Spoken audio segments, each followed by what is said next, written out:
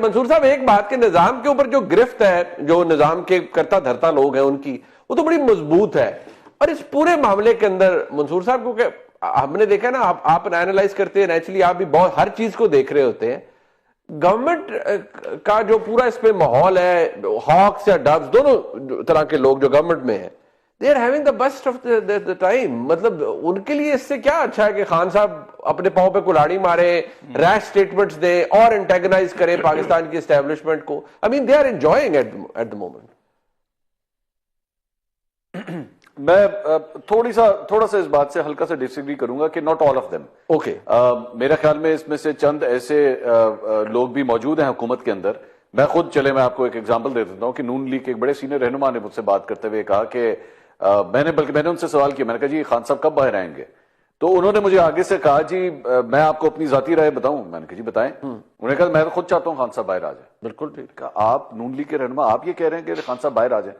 انہوں نے کہا میں اس لیے چاہ رہا ہوں کہ خان صاحب باہر آ جائیں کیونکہ ہم جتنے پروجیکٹس کر رہے ہیں, یا یہ مریم نواز صاحبہ جو فیتے کاٹ رہی ہیں, یا شہباز شریف صاحب جو کچھ بھی کر رہے ہیں, مطلب ملک کو ڈیفالٹ سے بچا لیا. بلکہ اس پہ تو کوئی دو رائے نہیں ہے نا, یہ تو سارے ہی مانتے ہیں. آئی ایم ایف کے ذریعے کیا یا جیسے بھی کیا, آپ نے ملک کو ڈیفالٹ سے بچایا, یہ بہت بڑا کارنامہ ہے, یہ کوئی چھوٹی بات نہیں ہے. میں تو بلکہ سمجھتا ہوں کہ مسلم لیگ نون اس کو ایکچولی سیل ہی نہیں کر سکی, اس چیز کو جس طرح کرنا چاہیے تھا نہیں کر سکی. چلے, لیکن ان صاحب نے مجھے بات کی, انہوں نے کہا جی ہم کچھ بھی کر لیں, ہم جہاں پہ بھی جاتے ہیں, جس جگہ بھی جاتے ہیں, جہاں کسی محفل میں بیٹھ کے لوگوں سے بات کرتے ہیں تو لوگ ایک پوائنٹ کہتے ہیں, اوکے جی ٹھیک ہے آپ نے اورنج لائن بنائی, ٹھیک ہے آپ نے موٹر وے بنائی, ٹھیک ہے آپ نے یہ فیتا کاٹا وہ فیتا کاٹا, لیکن خان تو اندر ہے نا. لیکن خان تو اندر ہے, خان کو تو آپ نے جیل میں ڈالا ہوا ہے. تو سوال کچھ ہو رہے ہیں, جواب کچھ آ رہے ہیں, اور حکومت کو پتہ ہے اس بات کا کہ پاکستان کی جو عوام ہے وہ ایک ایموشنل اٹیچمنٹ کے ساتھ چلتی ہے, وہ کسی کے ساتھ بھی ہو, وہ میاں صاحب کے ساتھ ہو. اور آپ جانتے ہیں کہ یہاں پہ میاں صاحب کے ساتھ بھی جب اسٹیبلشمنٹ کی ایک لڑائی چل رہی تھی, مریم نواز جلسے کرتی تھی, بہت بڑے بڑے جلسے ہوتے تھے, سپورٹ تھی عوام کے اندر, سپورٹ تھی, مقبولیت تھی, قبولیت نہیں تھی. آج خان صاحب کے ساتھ بھی یہی ہو رہا ہے, مقبولیت ہے, اور مقبولیت میرے خیال میں ہم میں سے کوئی بھی ڈس ایگری نہیں کر سکتا کہ مقبولیت نہیں ہے, مقبولیت ہے, بالکل, قبولیت نہیں ہے. اب اس قبولیت کو کس طرح لینا ہے, قبولیت لڑکے لینی ہے. خان صاحب یہ سمجھتے ہیں, خان صاحب کے جو میں کم از کم ابھی تک جو میری مختلف پی ٹی آئی کے لوگوں سے بات ہوئی, یا ایون ان کے فیملی ممبر سے, میں آپ کو کھل کے کہہ دیتا ہوں, میری ان کے جو فیملی ممبر سے بات ہوئی, خان صاحب کے ذہن میں یہ بات ہے کہ انقلاب جو ہے نا دروازے کی دوسری سائڈ پہ کھڑا ہے, بس میں نے ہینڈل کھولنا ہے اور انقلاب نے اندر آ جانا ہے. بالکل, میں تیار کھڑا ہوں, بس میں کسی وقت بھی میں کہوں گا تو ایک جمع غفیر جو ہے وہ سڑکوں پہ آ جائے گا اور آ کے مجھے نکال کے لے جائے گا, جو کہ اب تک نہیں ہو سکا ہے. بالکل ٹھیک. اچھا, دوسری بات یہ کہ ان کو میسیجز بھی اس طرح کے پہنچتے ہیں, ان کے اپنے جو قریبی لوگ ہیں, ایسے لوگ, اب وہ خراب کرنے کے لیے پہنچتے ہیں یا ان کی حق میں بات کرنے کے لیے کر رہے ہوتے ہیں, مجھے نہیں پتا, لیکن ان کو باہر کی دنیا کے میسیجز بھی اندر پہنچ رہے ہیں. خان صاحب بس اینج ہونا ہے, تو اس کے بعد آپ دیکھیے گا کہ کیا کمال ہو جانا ہے, اور یہ انقلاب آ جانا ہے, اور آپ کو جو ہے وہ ایک جمع غفیر آئے گا اڈیالہ کے, وہ کال کوٹری کھول دے گا, ساری جیل توڑ دے گا اور آپ کو لے جائے گا باہر. تو خان صاحب اس کیلکولیشن کے ساتھ بیٹھے ہوئے ہیں. اب ظاہری بات ہے اگلا ہمارا انقلاب جو ہے جس کے لیے ہم انتظار کر رہے ہیں, وہ بلانڈ ہیئر ہے اس کے, گوری چمڑی ہے اس کی, اور امریکہ کا وہ صدر بننے والا ہے, وہ انقلاب لا کے دے گا.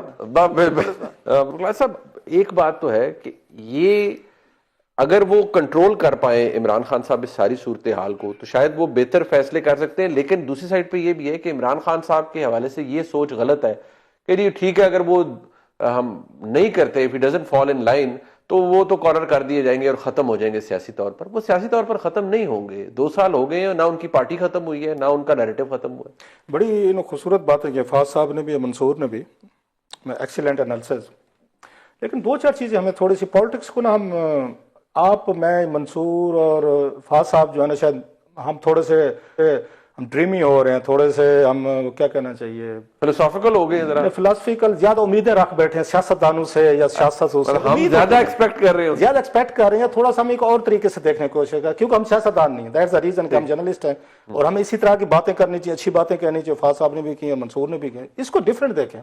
اسٹیبلشمنٹ یا حکومت کیوں فیسیلیٹیٹ کرے عمران خان کو صحیح فیصلہ کرنا, why should they do that? because it serves them. मैं उसी पे आ रहा हूँ, क्यों करेगी वो खान साहब को क्यों इतना फैसिलिटेट करेंगे? खान साहब अपने पाँव पे खड़े हो जाएं, अपनी पार्टी को दोबारा बैठ के वो करें।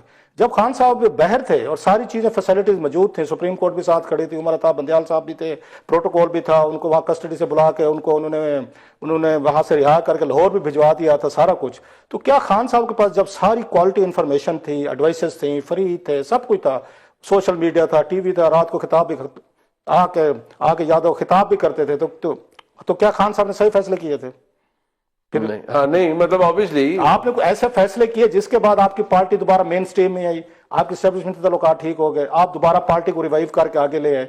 आपने नहीं किया। उस वक्त तो था ना, बल्कि सबसे ज्यादा बलंडर तो खान साहब ने उस वक्त मारे हैं जब वो बहर थे, फरी थे और अपने आप को पावरफुल समझ रहे थे। और उसमें सुप्रीम कोर्ट का मैं समझता हूं बड़ा हाथ है, जब उन्होंने खान साहब को बैकिंग दी कि हम आपके पीछे हैं, आपने जो करना है कर लें, और खान साहब ने उसी तरीके का काम किया। यहां से रिहा होके गए थे, आपको याद होगा, रिमांड पे थे जब उमर अताब बंदयाल साहब ने किया, और शाम को उन्होंने बैठ के नैब के चेयरमैन को और DGSPR को गालियां दी थी।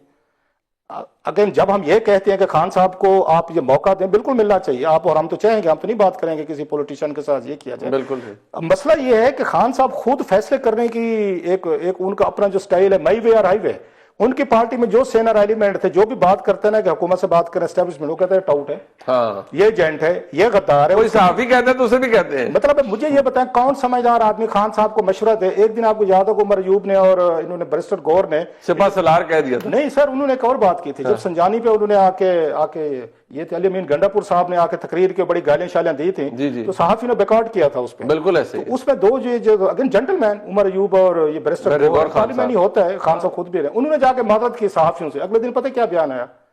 उन्होंने कहा बुज़दिल हैं आप, वो हैं, डर गए हैं, जो डरे हुए लोग हैं, बुज़दिल हैं, माफिया मांग रहे हैं अली अमीन के उस पे, वो पार्टी छोड़ दें। आप अपने पार्टी के चेयरमैन को कह रहे हैं, सेक्रेटरी जनरल को कह रहे हैं। अब मुझे बताएं कौन खान साहब को एडवाइस करे?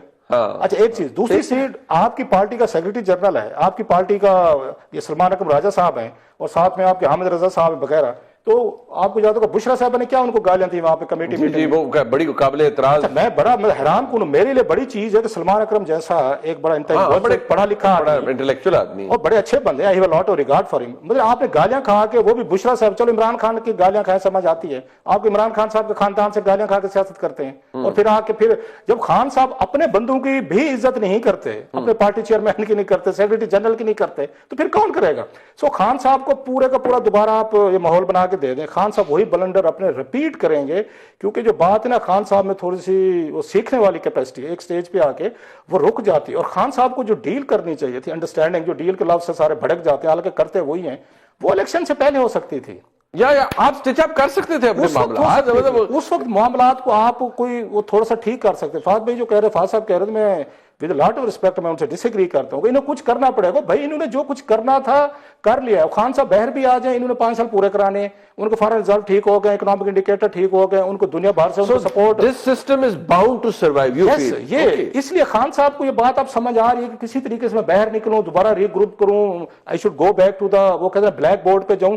इसलिए तो शरायत उन्होंने अपनी वो कर दी है। वो खान साहब की शरायत जो है वो बहुत ज्यादा वो कंप्रोमाइज है, कुछ भी नहीं है इनमें जाना। हुकूमत अगर मैं तो हूं, अगर हुकूमत की जगह मैं तो मान लूं, ये दो कौन सी मसला ये ना कि ना हुकूमत की जगह मैं हूं, ना आप है, और ना हुकूमत अपनी जगह पे है, उन्होंने भी कहीं और देखना है। इसलिए उन्होंने अपने उन चीफ की उन मुद्दत मियाद बढ़ानी थी, वो बढ़ा ली, 26वीं तरमीम लानी थी, वो ला ली, इलेक्शन को उन्होंने वैलिडेट करवाना था, इसे दुनिया भर से वो करा लिया। आपके इकोनॉमिक इंडिकेटर वो कहते हैं हमारे ठीक हो गए, इस साल आपके फॉरेन रिजर्व जो है वो कहते हैं हमारे 30% बढ़ गए, तो उनको खान साहब से क्या खतरा है? नहीं, मंसूर साहब को उन्होंने अपना हर चीज कंट्रोल में आ गया।